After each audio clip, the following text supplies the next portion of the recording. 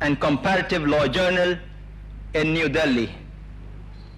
After his retirement as the High Court judge, Justice Qazi has been fortunate and been honored with the elevation to the position of Chairman Maharashtra Administrative Tribunal, a post equal to that of the rank of the Chief Justice of the Bombay High Court. This high-powered tribunal is the substitute and bifurcation of the Bombay High Court for all government service matters. To top it all, his humble demeanor and manners, as well as a deep anguish and care for real human progress, make him an apt personality to preside over today's proceedings. He would be introducing the importance and significance of the topic for the day, as well as introduce Dr. Zakir Naik, who he is well acquainted with. Brothers and sisters, Justice M.M. Qazi.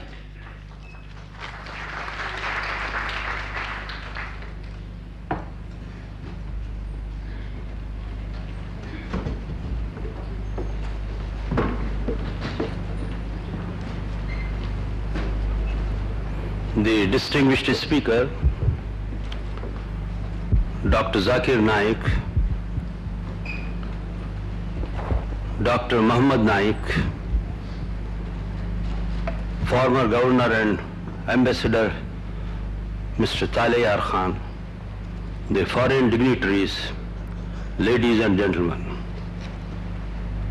At the outset, I would like to thank the organizers of Islamic Research Foundation for having invited me to preside over this function. I would also like to thank Dr. Muhammad Naik for having said few good words about me. As you are already aware, the subject of the talk this morning is women's rights in Islam, modernizing or outdated. Modernizing means something which is not antiquated, but in the context of the subject it would mean the rights given to women in Islam 14 centuries back are relevant even today. The debate on the position of women in social spectrum has been going on since centuries, but of late it has assumed somewhat alarming proportion in certain matters. Issues such as talaq, polygamy, participation of Muslim women in socio-political activities are subject of regular comment and discussion in the media. There may have been problems, but at the same time it is a fact that some of the issues were overplayed by the media. No doubt, the Western woman has today obtained socio-economic and legal-political rights through hectic struggle which was carried on for over 200 years.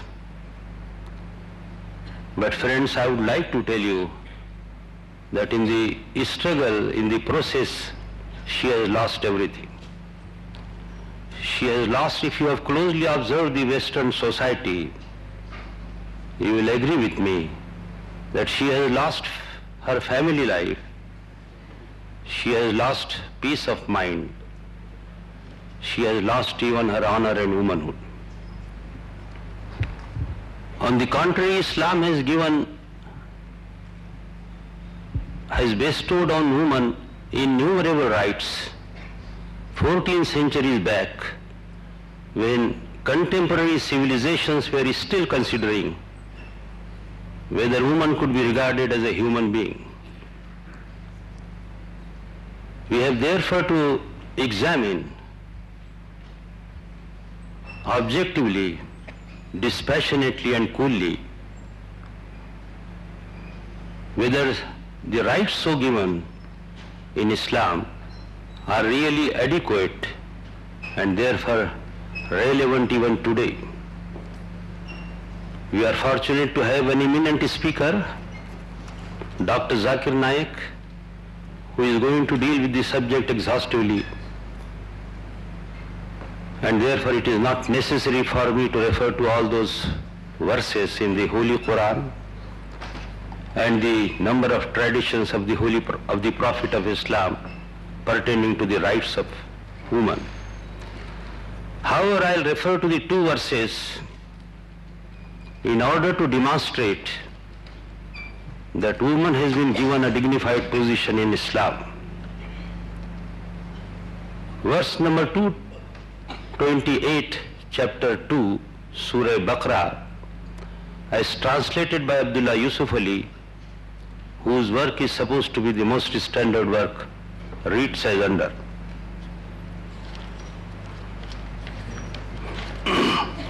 And women shall have rights similar to the rights against them according to what is equitable, but men have a degree of advantage over them.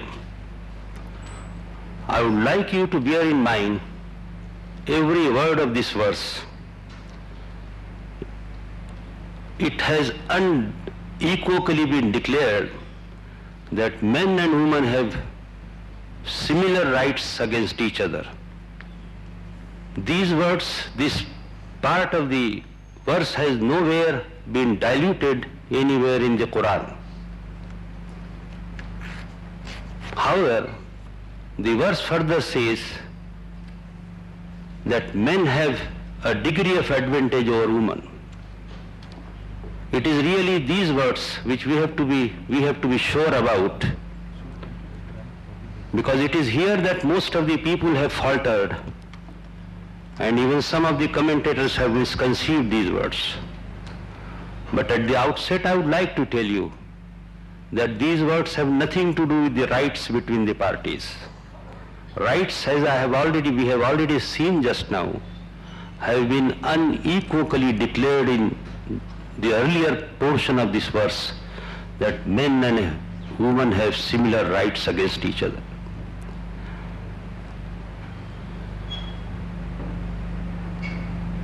In order to fully appreciate this verse, these words, namely that men have a degree of advantage over women, we will have to refer also to another verse, verse number 34, chapter 4, Surah Nisa.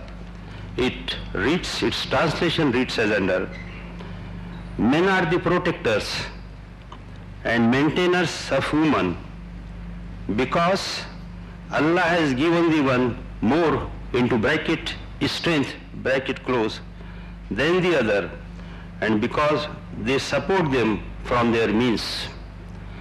This verse again lays down that men are the protectors and maintainers of women. It further says that God has given one more than the other. Admittedly, woman is a weaker sex, and she has got to be given special protection in certain matters. Anthropologically, man is stronger and also different, which is also a biological truth. No doubt, nature has given him this advantage, for which no credit goes to man and no discredit to woman on that account. But I would like to tell you that this advantage has also been given to men in order so that he is able to effectively discharge his functions. Onerous task has been cast on him, that of a protector and maintainer, and therefore this advantage which has been given to him has nothing to do with the rights, as I have already said earlier.